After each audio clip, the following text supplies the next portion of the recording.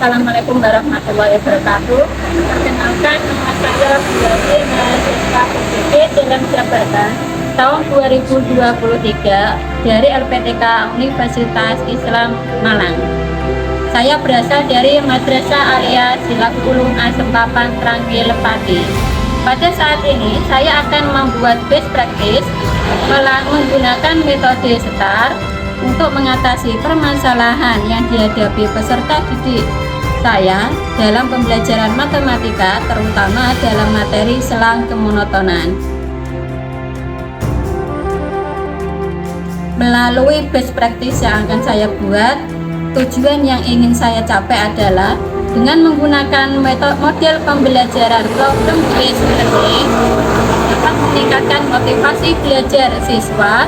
Untuk meningkatkan motivasi belajar siswa dalam menyelesaikan permasalahan mengenai pemahaman konsep fungsi naik dan metode penyelesaiannya.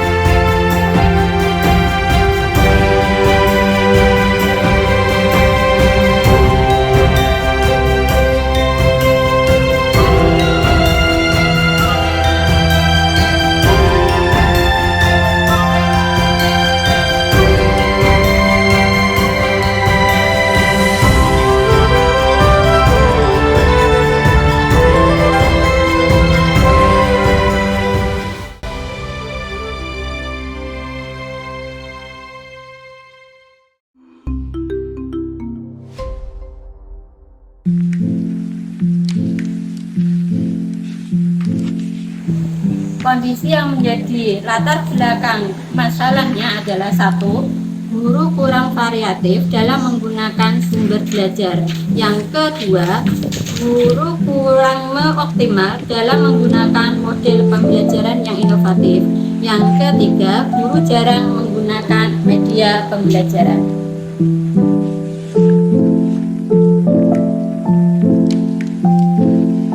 Praktek ini penting untuk dibagikan karena ada beberapa alasan. Alasan yang pertama, dengan menggunakan model pembelajaran problem based learning, siswa lebih antusias dalam mengikuti pembelajaran. Yang kedua, pembelajaran berpusat pada siswa. Yang ketiga, guru sebagai fasilitator dan katalisator. Yang keempat, pembelajaran lebih terarah dan terstruktur. Yang kelima, dengan menggunakan media pembelajaran yang inovatif akan lebih mudah menarik siswa dalam proses pembelajaran. Yang keenam, tercapainya tujuan pembelajaran sesuai yang direncanakan. Yang ketujuh, melalui diskusi kelompok, peserta didik dapat dilatih untuk mengemukakan pendapat atau ide gagasannya.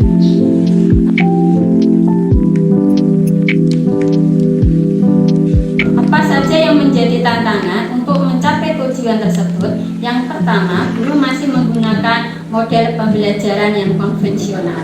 Yang kedua, peserta didik kurang aktif dalam proses pembelajaran. Yang ketiga, peserta didik masih kurang terbiasa dalam berliterasi. Yang keempat, guru harus mampu menumbuhkan motivasi belajar siswa. Yang kelima, peserta didik belum terbiasa mengemukakan ide atau gagasannya dalam proses pembelajaran.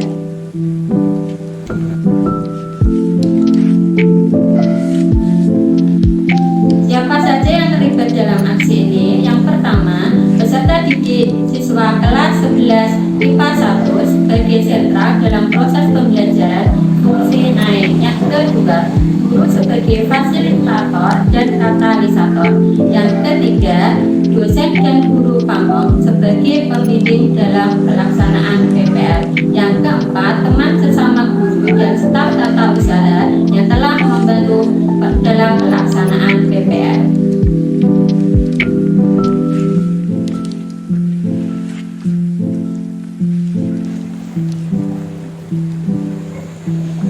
langkah-langkah yang dilakukan untuk menghadapi tantangan tersebut.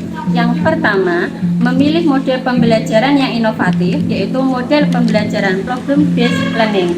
Yang kedua, menggunakan media pembelajaran yang inovatif, misalnya menggunakan LKPD yang kontekstual dan penayangan video lewat YouTube.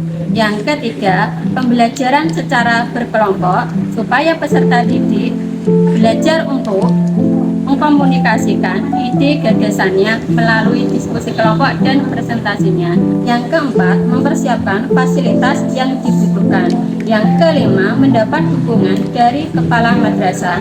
Yang keenam, kerjasama antara guru dan peserta didik.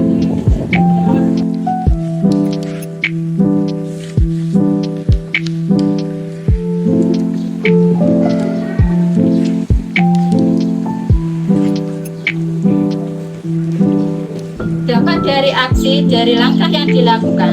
1. Peserta didik lebih aktif dalam proses pembelajaran. 2. Peserta didik lebih percaya diri dalam mengemukakan pendapatnya. Yang ketiga, tercapainya tujuan pembelajaran yang telah direncanakan. Yang keempat, semua dapat dilaksanakan sesuai yang direncanakan.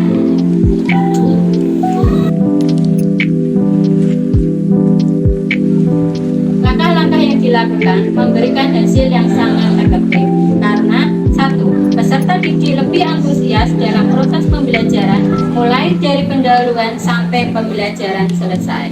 Yang kedua, peserta didik lebih percaya diri dalam mempresentasikan hasil diskusi kelompok dengan penuh tanggung jawab dan mandiri.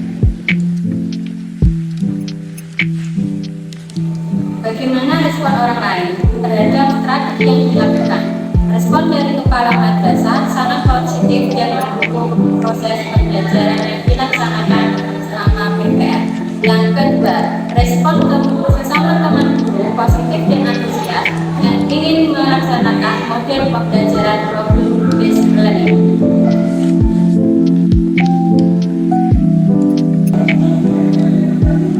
Yang menjadi faktor keberhasilan, yang pertama, dukungan dari seluruh sivitas akademika madrasah Silahul Ulum. Yang kedua, mampu menghadapi masalah yang menjadi tantangan dalam pelaksanaan PPR.